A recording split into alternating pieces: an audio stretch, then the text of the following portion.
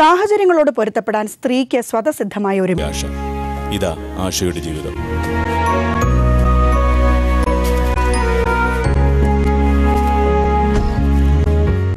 ഭാഷ എന്ത് ജോലിയാണ് ചെയ്യുന്നത്? അയണിങ് കടയായിരുന്നു. അയണിങ് കട, തുണി തേച്ച് കൊടുക്കുന്നത്. കല്യാണം കഴിഞ്ഞിട്ട് 15 കൊല്ലങ്ങളായല്ലേ? 16 വർഷം. 16 വർഷമായി. മോന് എത്രയല്ല നയിക്കാനുള്ള അവസരം ഉണ്ടായിരുന്നോ? അല്ലെങ്കിൽ അത് അങ്ങനെ ഒരു സാഹചര്യത്തിൽ പോയത് കൊണ്ട് അങ്ങ് പറ്റി. പക്ഷേ പിന്നെ അതെനിക്ക് വേണ്ടാന്ന് തോന്നിയിട്ടുണ്ട്. കാരണം എന്തായിരുന്നു? കാരണം തീരുമാനം തെറ്റാന്ന് എനിക്ക് അന്നേരം മനസ്സിലായി. അത് കഴിഞ്ഞപ്പോൾ പിന്നെ തിരുത്താൻ പാടില്ല. കാരണം അത് ഒന്നാമത്തെ ജാതി ഇതുണ്ട്. അതുകൊണ്ട് ഒരു 3-4 മാസം അല്ല 3-4 വയസ്സൊക്കെ ആയി കഴിഞ്ഞപ്പോൾ ദേഹത്ത് മണ്ണെണ്ണ കോരി ഒഴിച്ചിട്ടുണ്ട്. ഒരു തീപ്പെട്ടിക്കൊള്ളി കത്തിച്ചിട്ടാണ് എന്നായിരിക്കും അവസ്ഥ അവരോട് വരുന്നത്? അല്ല, മണ്ണെണ്ണ വെറുതെ നിങ്ങളെ പേടിപ്പിക്കാനാന്ന് പറയുന്നു. പേടിപ്പിക്കാൻ. അപ്പം അങ്ങനെയാണ്. അത് ഒരു തീപ്പെട്ടിക്കൊള്ളിയോ ഒരു ലാമ്പോ കത്തിച്ച് വെച്ചായിരുന്നെങ്കിലോ അവിടെ? അവർ ഞാൻ പേടിപ്പിക്കാനാന്ന് അവർ പറയുന്നുണ്ട്. ഇപ്പം എല്ലാവരും വീണ്ടും ഒരുമിച്ച് താമസിക്കാനായിട്ട് പോയി. അന്നേരം അവിടെ ചെന്ന് കഴിഞ്ഞാൽ ഒരു ദിവസം ആരുടെ ഫോൺ വിളിച്ചെന്ന് പറഞ്ഞു, ഞാൻ മൂലം ആരുടെയോ കുടുംബം തകർന്നുകൊണ്ടിരിക്കുക, പൂത്തട്ടുള്ളത്തുള്ള പെണ്ണുങ്ങളെല്ലാം കൂടെ എന്നെ തല്ലാൻ വരുവാന്ന് എന്ന് പറഞ്ഞു. ഞാനവിടെ 5-6 ഇങ്ങനെ വിളിച്ച് പറഞ്ഞെന്നാ പറഞ്ഞു. ആരാണ് ആ ഫോൺ ചെയ്തത്? ആരാന്ന് എനിക്കറിയത്തില്ല. ഞാൻ ആ നമ്പര് കൂത്താട്ടുകുളത്തെ പോലീസ് സ്റ്റേഷനിൽ കൊണ്ട് ഇങ്ങനെ പരാതി കൊടുത്ത് ഇങ്ങനെ ഒരു പ്രശ്നം വന്നു. ഞങ്ങൾ 1-2 പ്രാവശ്യമല്ല നെടുങ്കണ്ടത്ത് താമസിച്ചിരുന്നപ്പോൾ അവിടുന്ന് അങ്ങനെ പ്രശ്നം ഉണ്ടായി.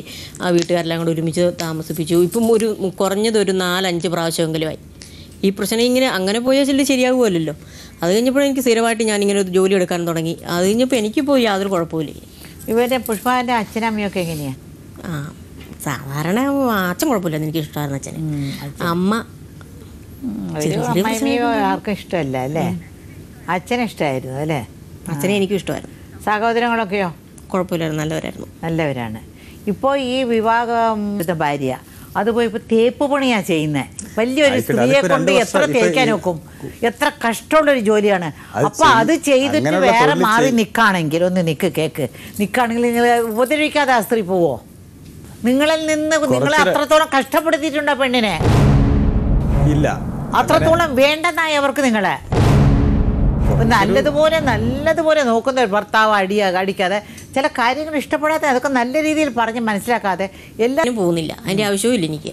പിന്നെ ഇതിനകത്ത് പറയുന്നതിനൊക്കെ ഒരു കാര്യം ഞാൻ പറഞ്ഞിട്ടില്ല ഇവിടെ. ഇങ്ങനെ ഇപ്പം ഞാൻ 2 വർഷമായി ഞാൻ തനിച്ച് നിന്ന് ജീവിക്കുക. 10 പൈസ എൻ്റെ വീട്ടിൽ നിന്ന് തന്നിട്ടില്ല, ഇങ്ങേരും തരുന്നില്ല, ആർക്കും തരുന്നില്ല, ഒന്നും തന്നിട്ടില്ല. ഞാൻ തന്നെ പണിയെടുത്ത് തന്നെ കഴിയുന്നത്. പിന്നെ ആദ്യം നല്ല വിളിച്ചത് ആ നമ്പറിൽ നിന്ന് വെച്ചാൽ ഞാൻ 1000 രൂപ തരാം, നിങ്ങൾക്ക് എൻ്റെ കൂടെ പോരാമെന്ന് എന്നോട് വിളിച്ച് ചോദിക്കുന്നത്. നല്ല ശബ്ദം മാറ്റിയെന്ന് പറഞ്ഞാൽ തീരെ പയ്യെ ചോദിക്കുന്നത്.